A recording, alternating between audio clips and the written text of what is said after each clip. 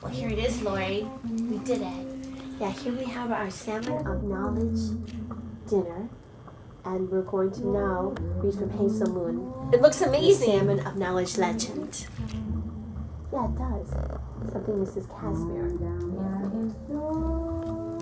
at the Hazel Moon Festival.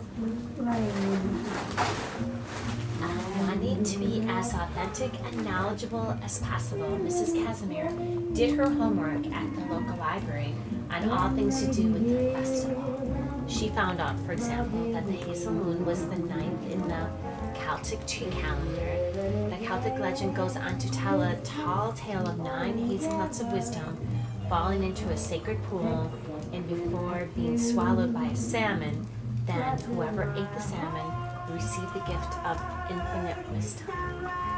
Looking for a way to share the Celtic story with the festival goers, Mrs. Casimir cleverly cooked up some salmon patties, cut them into small squares, and offered them for $1 as she told and retold the ancient tale to each customer. I know I've been given the gift, but it's not a gift I really wanted. And girls, you should know this too. When gifts are bestowed, much good can come from them, but only if you share them. In my case, I only get a brief glimpse into the future, so I have to work on that if I'm going to both help others and make a name for myself as top-tier fortune teller. Mrs. Casimir paused to take a deep breath and shake her head as she recalled her past. About getting back on top. I've been there, done that, not as a fortune teller, but as an entertainer. Made the dinner theater circuit and a few times brought the house down with applause. That remark triggered a distant but cherished memory in November. Were you playing Mama Rose in Gypsy? Yes, girl, I was way too young for the part at the time, but I managed to pull it off. And just how did you know? When you sang Everything is Coming Up Roses, you had tears running down both your cheeks. I'll never forget it.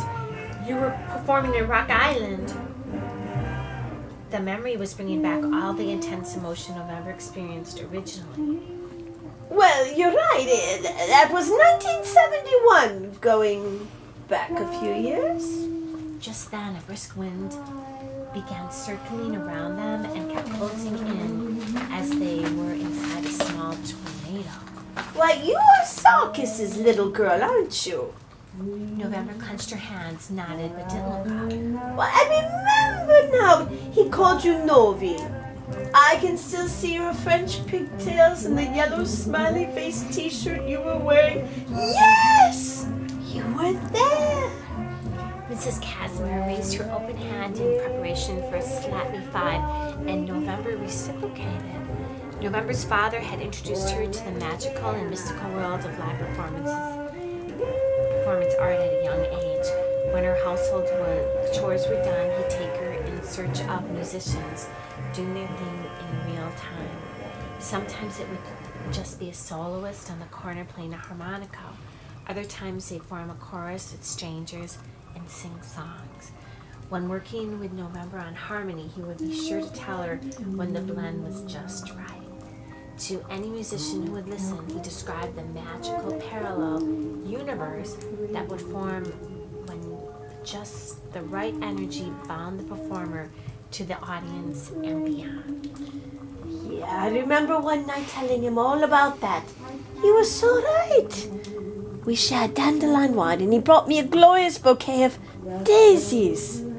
Thinking back made Mrs. Casimir blush, her cheeks now as rosy as her tangerine hair. November, listen now. Your father was ahead of his time. A true arborist of the moon. Come on, girls, try one of my marinated Celtic salmon squares. As November shook her head back and forth, grimacing a definite no, Mrs. Casimir turned her attention to working the crowd again, holding up her pan of salmon cheeks. Hey, you know I'm game. Angela said, grabbing a patty and teasing it in front of her tongue. Enjoying the show, Angela was putting on a gang of headbangers encircled her stand. Boys, there's plenty of Celtic ritual salmon for anyone seeking wisdom and only for $1. Caught up in the joy of the moment, everyone began dancing as if circling a maypole on a May Day. That is, everyone except November. Recalling these memories of her father was a depressing reminder that her childhood was gone. She felt like the muddy shoes she was staring down at, like her insides were just pulled out and put on display, and for time was paralyzed in the maudlin moment. Mrs. Casimir noticed that November was upset. She stepped back from the group of dancers and had to catch her breath before whispering, Hey, my little Novi, I've got something for you. She reached into her patchwork bag and pulled out a tiny gold velvet pouch. This was given to me by a modern-day saint, and I'd like you to have it. Remember now, worry-wart foreheads are 40-year-old wrinkled foreheads. Then she wrapped the pouch in wax paper, tied a yellow girl-green silk ribbon around it, and placed it in November's bag. Before saying goodbye, Mrs. Casimir passed on some festival lore that November wasn't aware of. Researching the legend of the Hazel Moon, I learned that on this night, someone will be bestowed with magical powers. And that someone just might be you, my little Novi.